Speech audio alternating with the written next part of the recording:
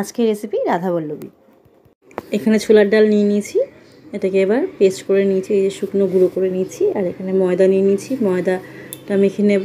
নিয়েছি নুন, একটু মিষ্টি আর রিফাইন তেল দিয়ে ভালো করে ময়াম দিয়ে, আর দিয়ে দিলাম জোয়ান দিয়ে এবার ময়দাটা মেখে নেব। একটু নরম করেই মাখবো, অল্প অল্প জল দিয়ে ময়দাটা পুরোটা মেখে নেব। ময়দাটা পুরো মাখা হয়ে গেছে, এবার একটু ঢাকা দিয়ে রেখে দেবো কিছুক্ষণের জন্য। এখানে নিয়ে নিয়েছি আমি জিরে, জোয়ান আর মৌরি।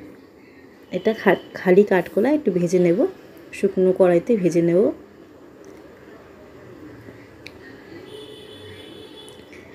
একটু গন্ধ বেরিয়ে আসবে সেভাবে ভেজে নিয়েছি, নিয়ে পেস্ট করে নেব। আর এদিকে আমি কড়াইতে দিয়ে দিলাম তেল,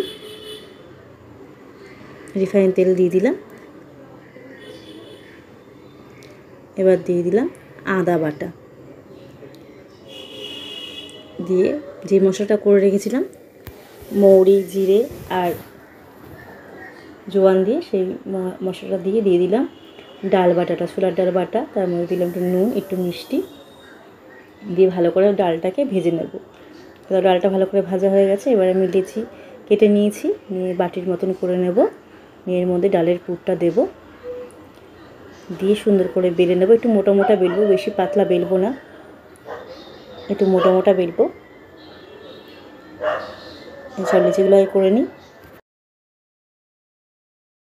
এই যে হাত দিয়ে ঘুরিয়ে বাটির মতন করে নিয়েছি। এবার ওর মধ্যে আমি দিয়ে দিলাম পুরটা, ডালের পুরটা দিয়ে মুখটা আটকে ভালো করে লাগিয়ে নেবো। এইভাবে আমি সব কটা লেচি করে নিয়েছি, ভেতরে পুর ভরে নিয়েছি। এবার বেলে নেব, একটু মোটা করে বেলবো।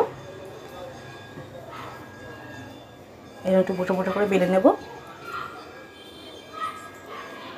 একটু মোটা বেললে আর ডালটা যদি বেরিয়ে যাবে না, বেশি পাতলা বললে ডালটা ফেটে বেরিয়ে যেতে পারে, তাহলে ফুলবে না ভালো।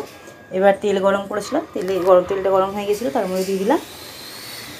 দেখুন কি সুন্দর ফুলে উঠছে। একটু যদি ডাল বেরিয়ে যেত বা ফেটে, তাহলে একটু এত সুন্দর ফুলতো না।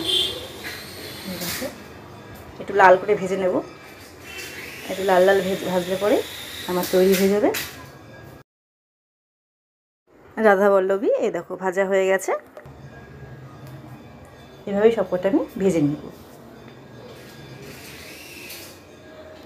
এই যে আমার তৈরি হয়ে গেছে রাধাবল্লভী। তোমরাও এভাবে বানিয়ে নিতে পারো বাড়িতেই খুব সহজে।